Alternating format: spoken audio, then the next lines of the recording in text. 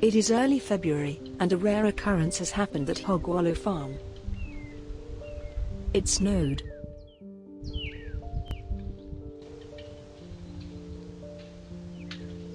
Our herd has never seen snow before.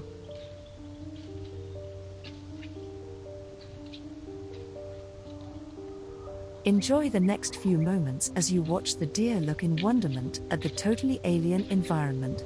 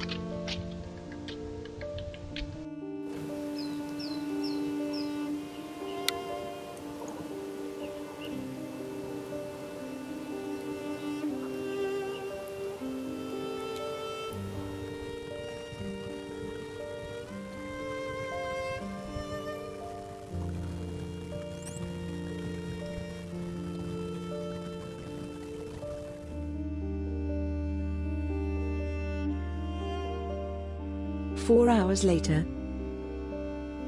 Snow doesn't last very long in Georgia.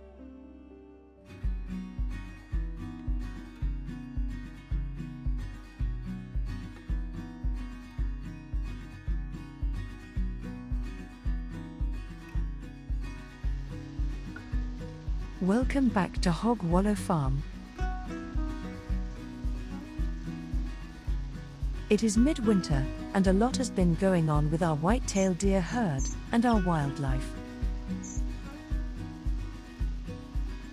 We will revisit the deer families as well as the wildlife that live on the farm to see how they are doing.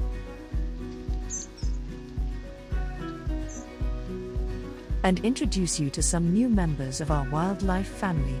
So let's get going. Georgia's climate is considered subtropical. However, there are 4 seasons, and it does snow occasionally.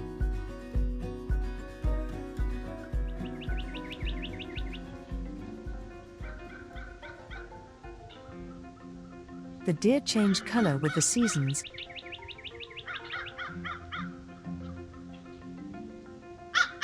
They are dark and brown in the winter and blend into their environment quite well.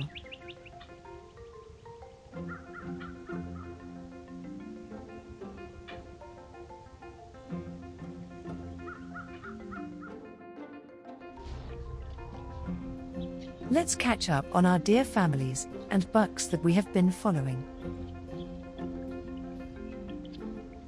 This has to be brought to everyone's attention after seeing the horns growing on little Poppy's head.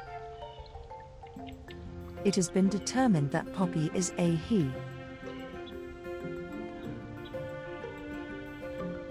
Matilda has 2 sons, and as seen in our videos, they are a tight-knit, loving family.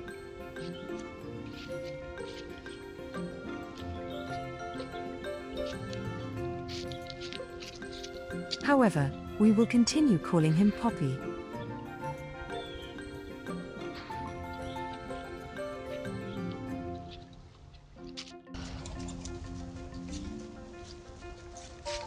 Matilda, Willoughby, and Poppy live in the woods near the feeder.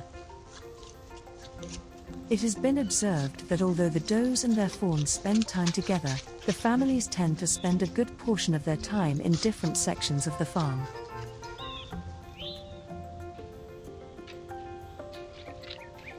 Grace and her fawns Bo and Dolly are doing well and were acclimating to the new environment.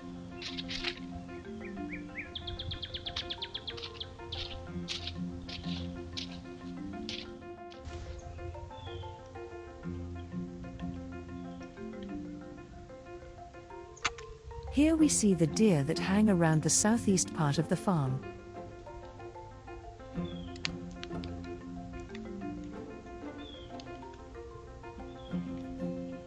On the left is Matilda and her sons.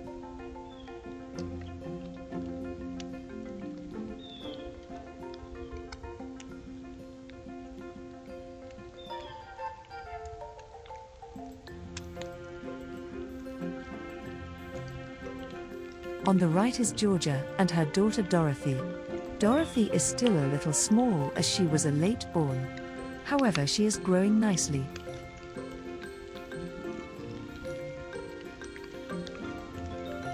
Everyone seems to be in good health and the fawns are growing.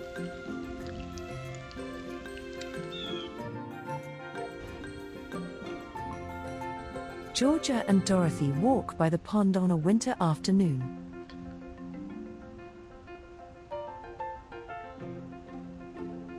A lot of people have been asking about Romeo, the injured buck.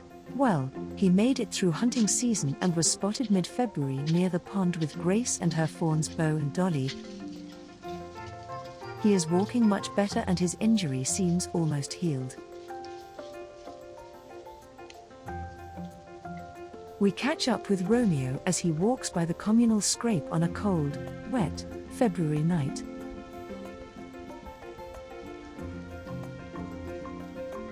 Notice that he has no interest in the licking branch or the ground scrape.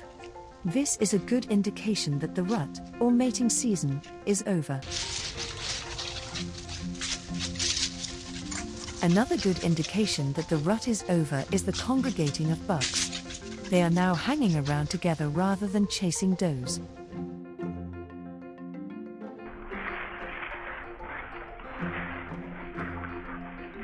They will stay together in the men's club till next rut.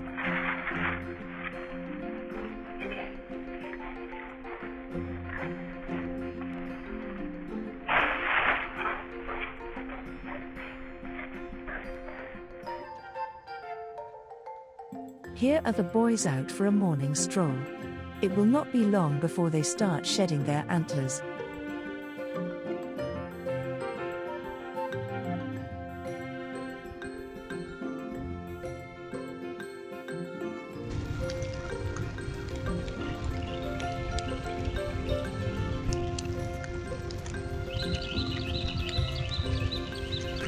This large buck has already lost the left side of his antlers.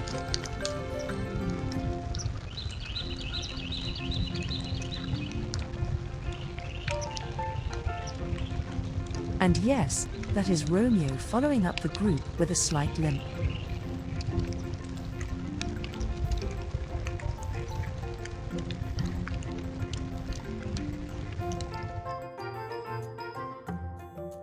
Not to be outdone, the girls have a club of their own.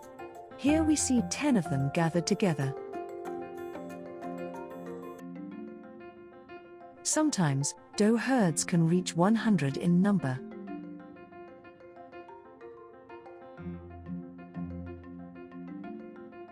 Georgia and Dorothy curiously watch as Eloise gets her morning exercise before snacking on some nice weeds.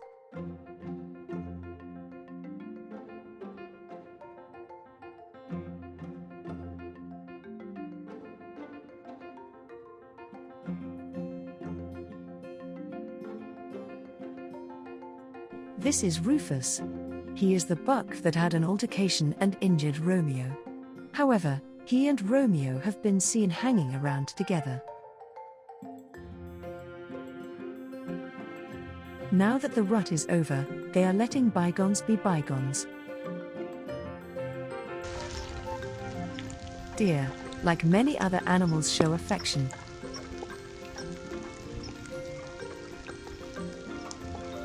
Matilda gives Poppy a good face licking on this cold February night.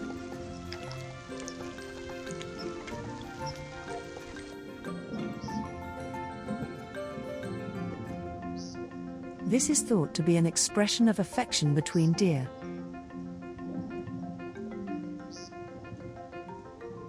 We caught up with Romeo again the last day of February. The first deer is Alfonso, who had the largest set of horns this year. Following him is Romeo, who, unfortunately, is still limping.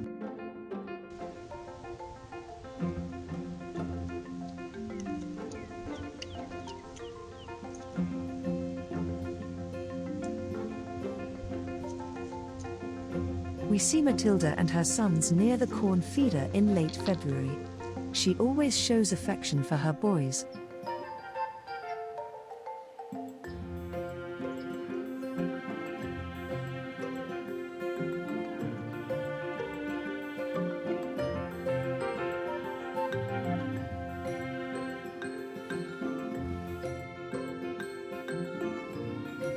Once the bucks drop their horns, it will be very difficult for us to differentiate them.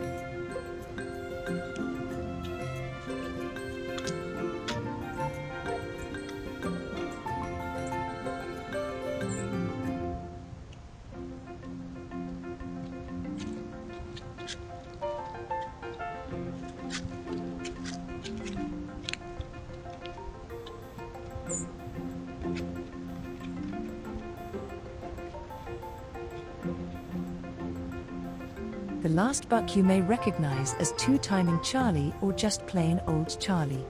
He is maturing nicely.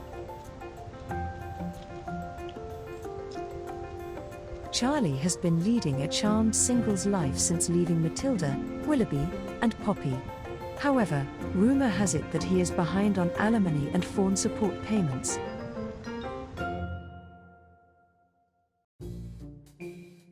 The baby raccoons have grown a lot in the past several months.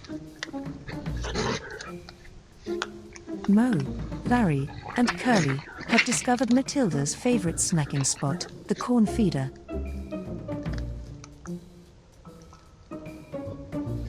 As you can see, Mo, Larry, and Curly do not exactly get along when it comes to sharing corn.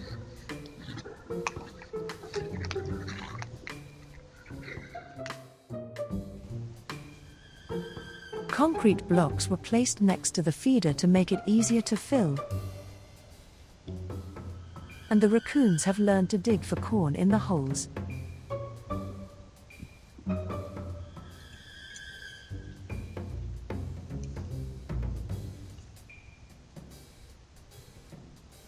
Watch as the resourceful raccoons attempt to steal as much corn as they can.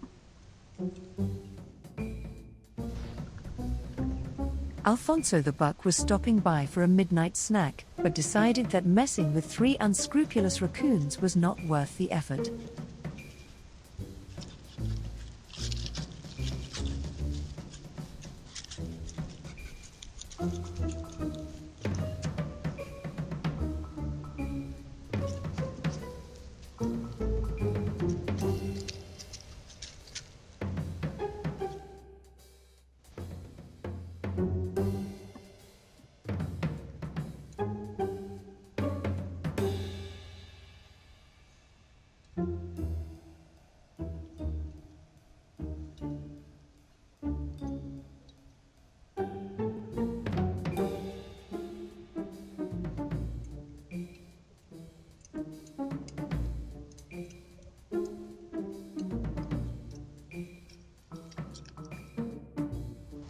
Willoughby and Poppy decided to head up to the feeder for a late-night snack. But alas, the raccoons were there.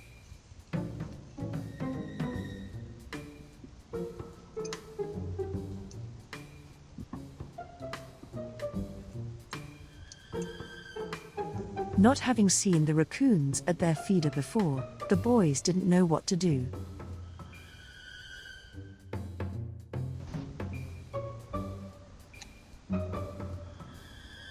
Eventually they ran off to get Mom.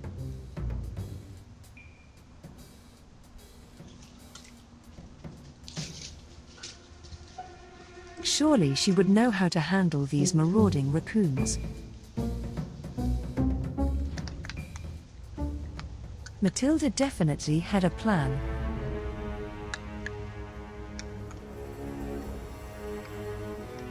She and the boys surrounded the thieves.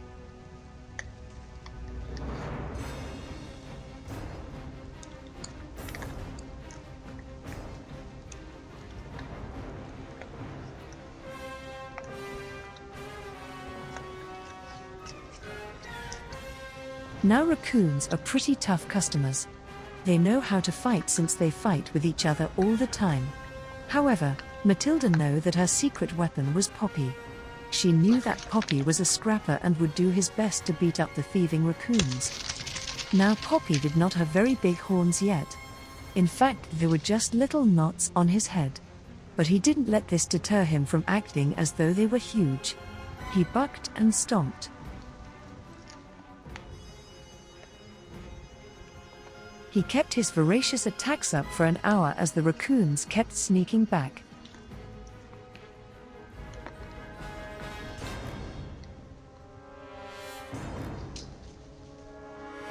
With a little help from Mom, Poppy did an admirable job and showed the thieving raccoons who the boss was.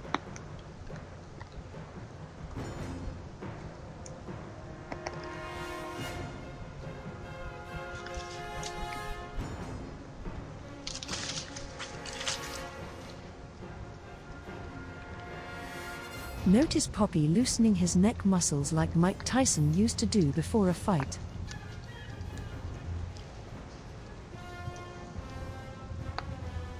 Watch as Poppy zones in on a raccoon as a cat would when stalking a mouse.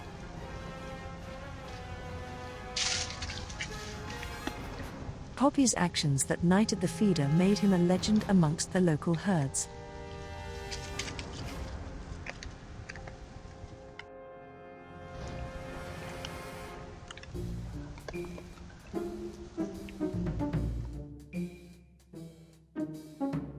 Well, Mama Raccoon finally got hold of her babies.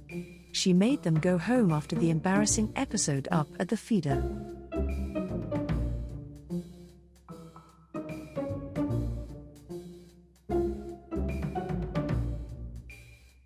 Every night the raccoon clan goes down to the pond to search for food. Here we see Mama and Daddy Raccoon, Mo, Larry, Curly, and Uncle Matt pulling up the rear.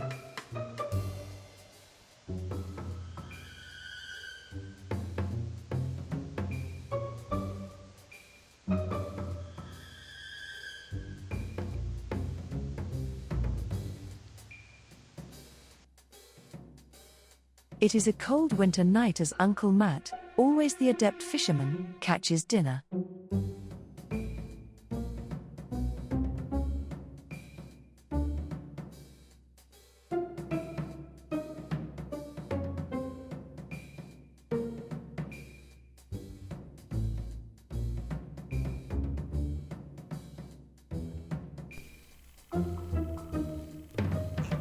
However, Bernie the heron is trying to catch dinner too.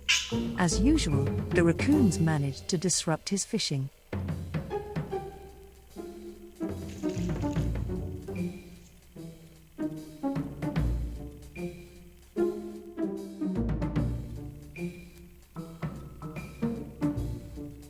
All of Bernie's squawks don't seem to deter Matt the raccoon from his fishing.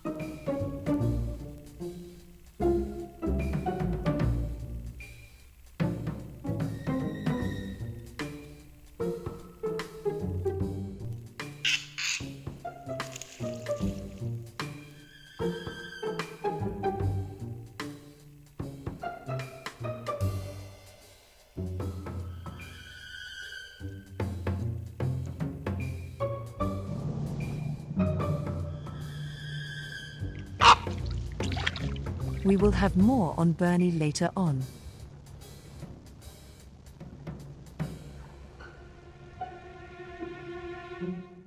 There is one visitor to the pond that nobody messes with.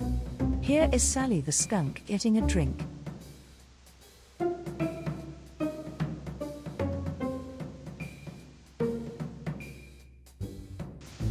Now that all the disruption that can be disrupted is finished, and their bellies are full, the clan packs up and goes home.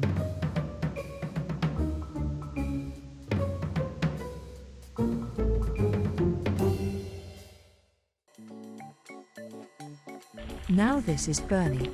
He is our resident heron at the Hog Wallow pond. He may look like someone famous, but he is not him. Those are not the brown mittens on Bernie that have become famous lately. Bernie is a blue heron and quite a character. Whenever he sees a camera, and we have lots around, he will do something funny, stare at it or poop in front of everyone.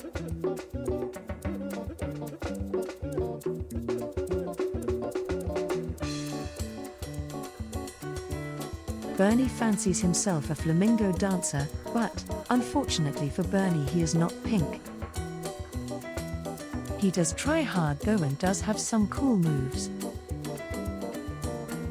Bernie makes his living by fishing. He fishes day and night and is the consummate fish catcher.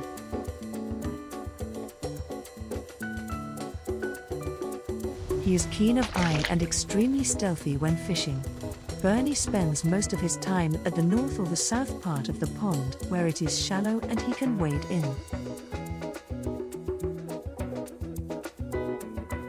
Unfortunately for Bernie though, this is where the raccoons and bobcats fish.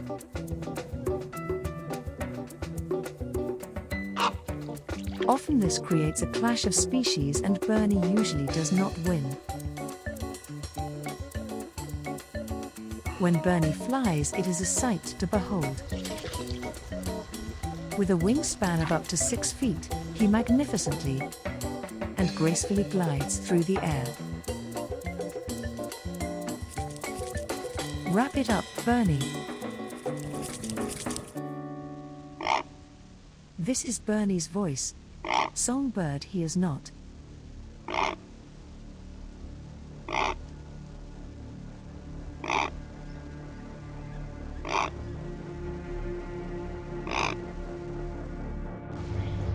The worst conflicts that Bernie had was with the kitten bobcats.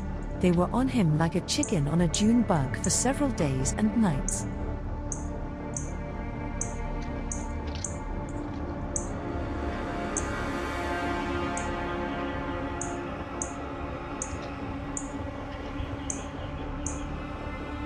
Bernie had to keep a close watch on them as they were constantly sneaking around the shoreline.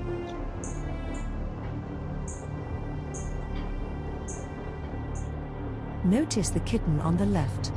They continually tried how best to attack and eat Bernie.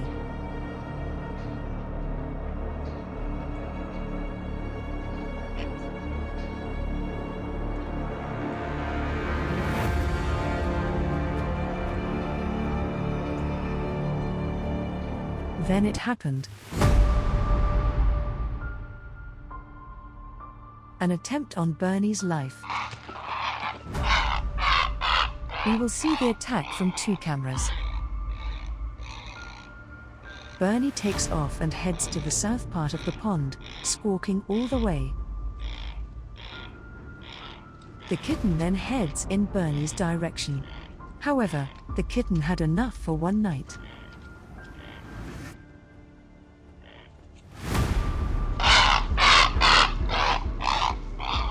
This view is from a second close-by camera.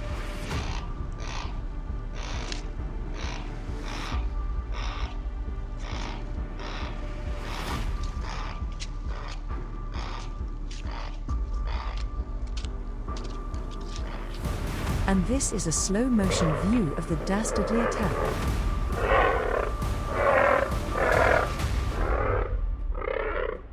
You can hear Bernie squawking, which went on for quite a while.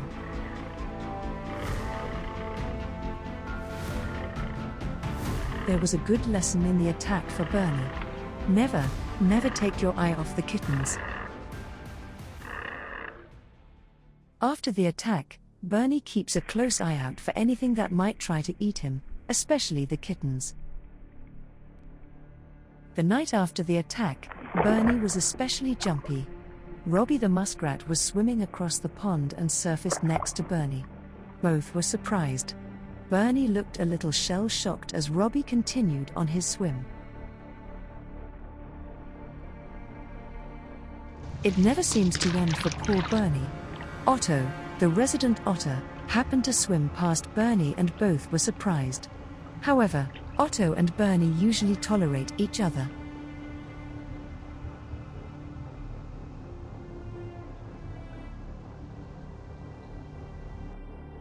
And who else but Matt the raccoon would make Bernie's life troublesome?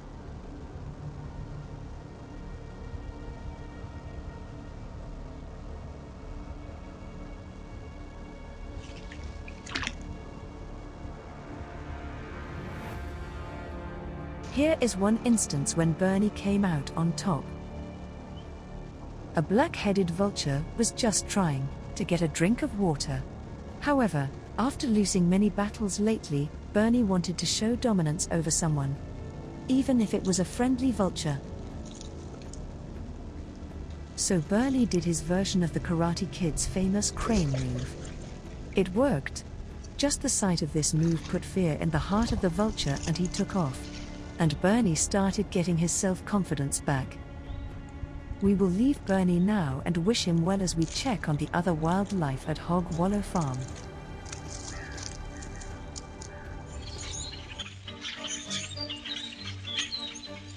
Every winter swarms of blackbirds are seen at the farm.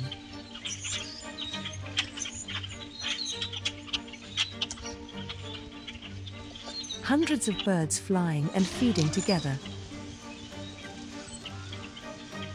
They will fly, land and feed, then take off to the next spot.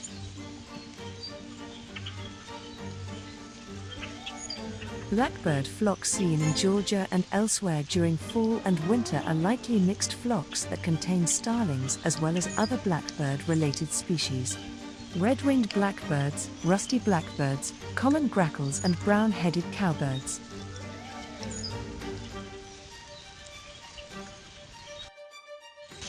A couple of reasons have been given for flocking in winter. One is that flocks offer better protection from predators. Also, thousands of pairs of eyes may be more effective than one pair in finding food.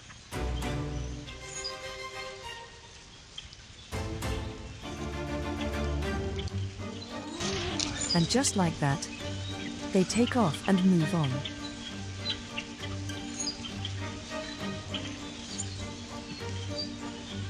In a month or so the flock will disband as nesting and breeding begins.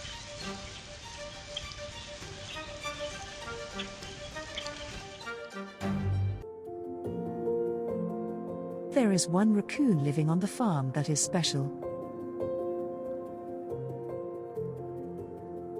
His name is Tripod.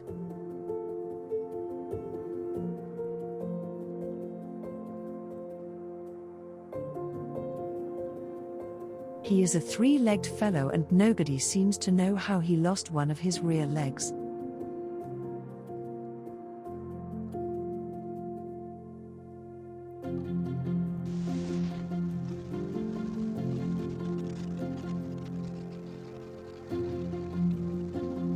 Some say he was born this way, others say it was a coyote attack, and yet others say it was the large snapping turtle that lives in the pond.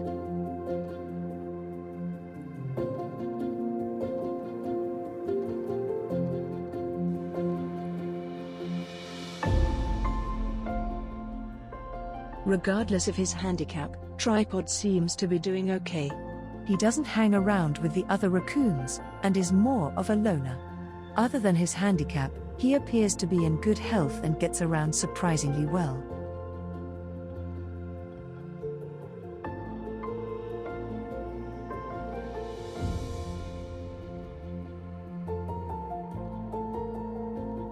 We wish him the best and will continue following him throughout the months.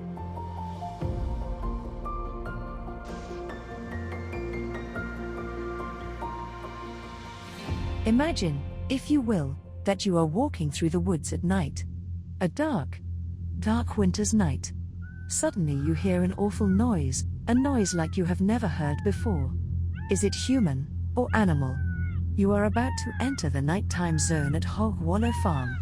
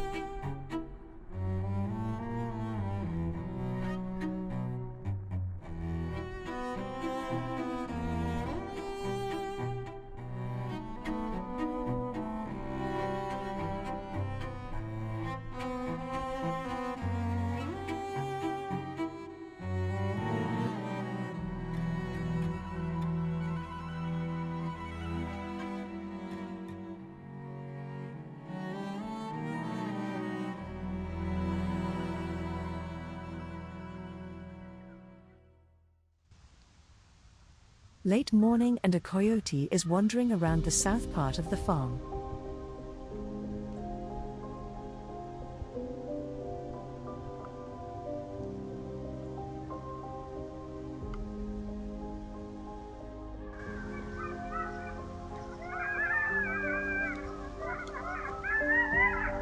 Listen to the coyotes hunting something down as they upset and scatter the deer.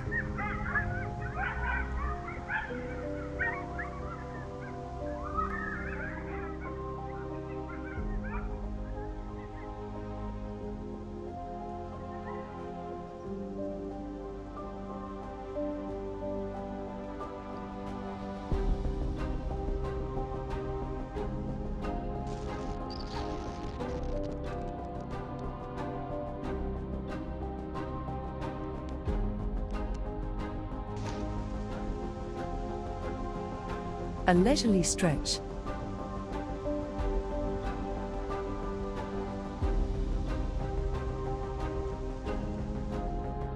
This coyote has food.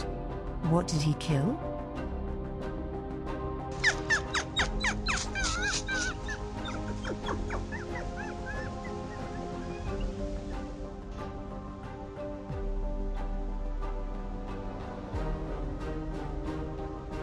This coyote shows caution at the pond.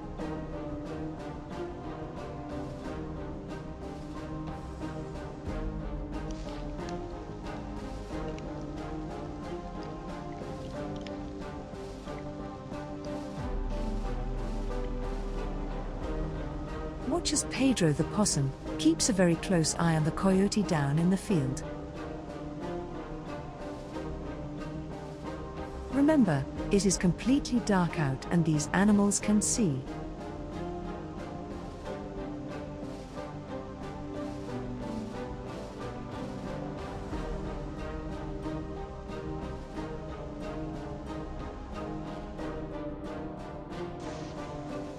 If you viewed the first white-tailed deer video, you understand what a problem coyotes are to the indigenous wildlife population. Hog Wallow Farm lets specialized hunters hunt coyote if the population becomes too large. Today's high-tech hunter uses very specialized gear as listed next. Electric bike, $1,500. Rifle, $1,000. Thermal rifle scope, $3,200. Tripod and accessories, $200. Flashlight and clothing, $200. Suppressor, $900, and finally, coyote caller, $200, plus ammunition. Running around the woods on a cold, dark, winter's night with your buddy and a lot of expensive gear your wife didn't know you bought. Priceless. The good news is the wives will probably never see this video. Right after the hunters left the spot they were hunting in this night, the coyotes ran by. Now, we at Hog Wallow have a suggestion. The weather is starting to warm. Our hunters might do better if they hunt as their ancestral hunter forefathers did. Loincloths and spears. The cost would be nominal. Final score this winter, coyotes batting 1,000. Hunters, 0. We at Hog Wallow appreciate the effort put in by our hunters. Coyote are extremely smart and guile. They are not easy to hunt and deadly to our wildlife. However, might be fun to see our hunters running around in loincloths and chucking spears. Just as the deer, bobcats and coyotes leave messages for each other.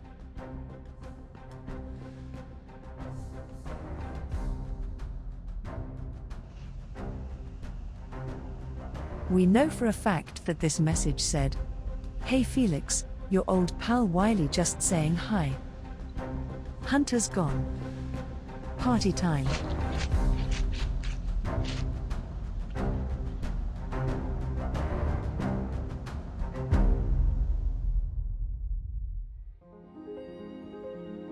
It is an early winter morning when a group of deer decide to go explore the pond. Both young buck and some does. Most have not been to the pond yet. Let's watch as they explore and learn about this new environment.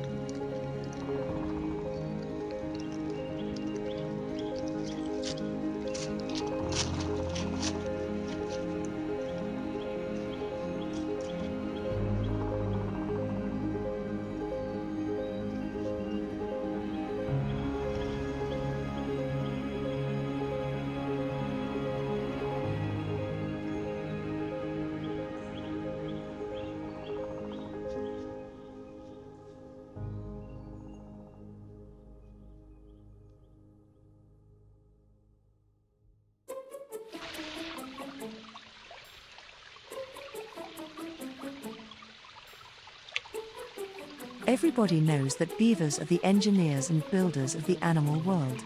Hog Wallow Farm has lots of beavers. Most of them live where they can peacefully build their dams without damaging our fields.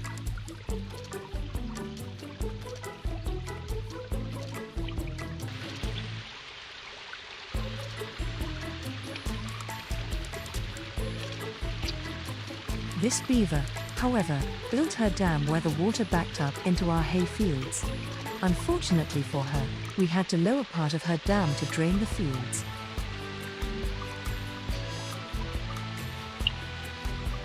Don't worry though, she had another dam already in progress further downstream and is already rebuilding the one we lowered.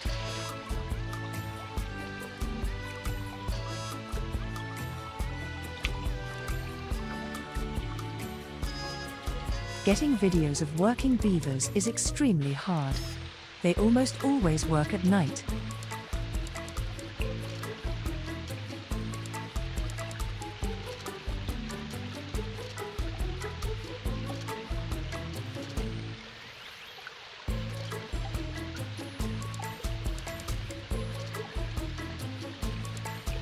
One wonders how in the world they know where to place the sticks they bring in.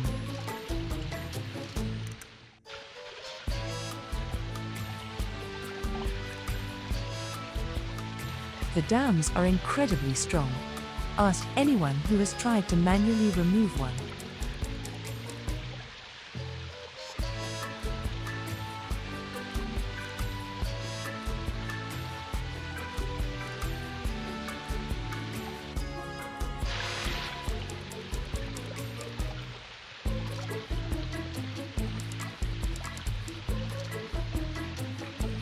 Mama Beaver's son follows her over the dam.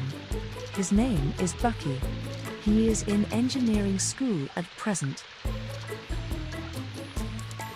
We believe he is enrolled at Georgia Tech.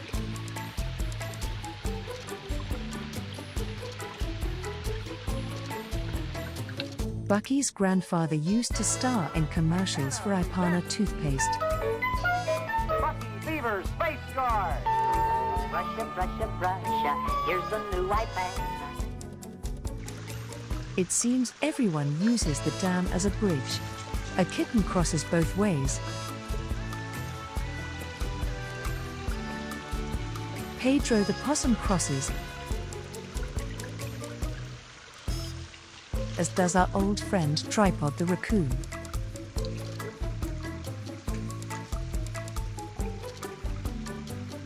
This is a picture of the dam iron the daytime before it was lowered. The dam was a little over 4 feet tall from the bottom of the stream to its top. Quite a project for one beaver. Let's catch up on what is happening around the farm before we say goodbye. One of the kittens is out making a lot of noise. This is startling our young deer. Dan Schmidt wrote in the article Whitetail Wisdom, when a white-tailed deer becomes alert, it often stops abruptly and begins stamping. It almost seems like an exaggerated gesture. The deer curls its front leg up and into its body and then slams that hoof to the ground in a forceful manner. The deer will typically stand in the same spot and repeat this gesture until it identifies what it initially perceives to be an unknown source of danger. The source of danger in this case was one of our kittens out looking for trouble again.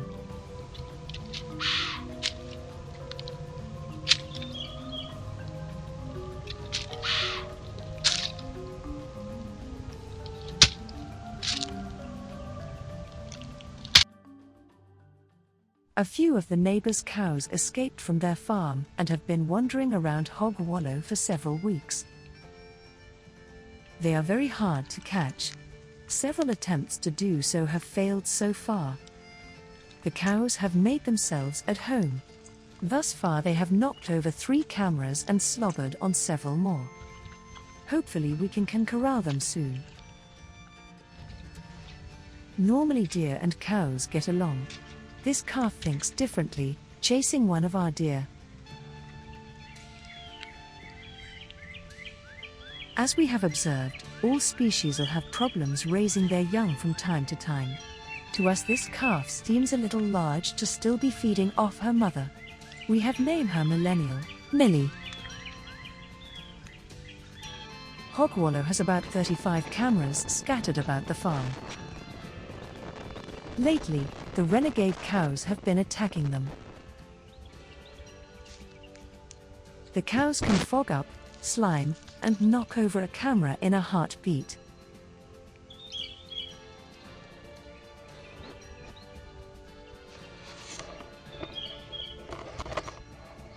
This attack was merciless.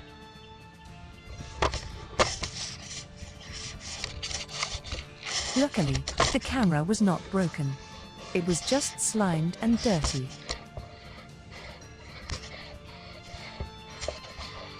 Cows are not the only ones who messed with our cameras this month.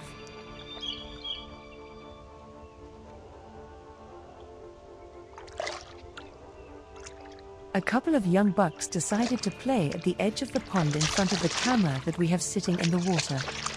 They had a wonderful time jumping around, splashing and hitting the camera.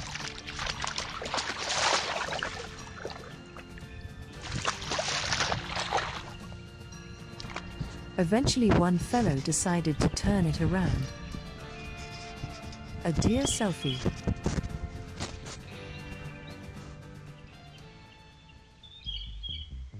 We watched this segment many times and in slow motion and made a very startling discovery.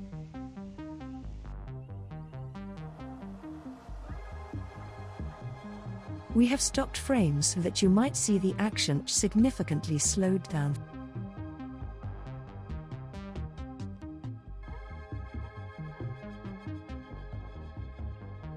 Notice the eye contact that the deer has with the camera.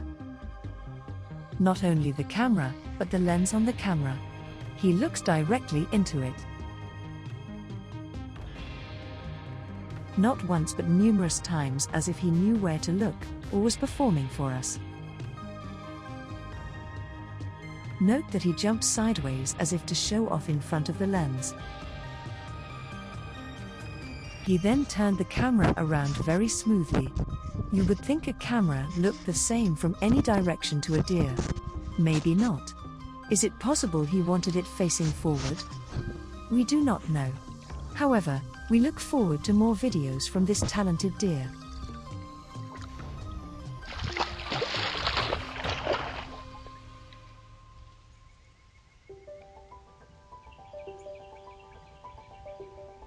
We made it through winter. It is officially spring. A lot happened over the winter months on the farm.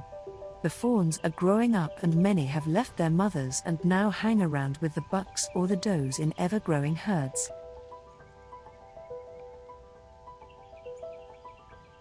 Poppy and Willoughby are still with their mother for now, and Poppy has become quite the celebrity since his fight with the raccoons at the feeder. The kittens are growing and always getting into some kind of mischief, it seems. Mama Bobcat is looking a little plump in the middle. Who knows? Tripod is hobbling around and thus far doing well. He still does not hang with the clan. Romeo still limps and we are not sure if he will ever get better after his fight. Some days he limps less than others, so there is hope. Eloise is acting crazy as usual and still very active. And the coyotes are still here as our poor hapless hunters try to outsmart them. Loincloths and spears are looking better all the time. As the horns on the bucks depart their heads, it will be impossible to tell them apart. We will do our best. Although, and unfortunately, we will be able to spot Romeo. Otto the otter still hangs around the pond fishing all the time. So we say goodbye for now to all our friends as we go into spring. We will be monitoring them and hopefully all will do well. Goodbye and thank you for watching.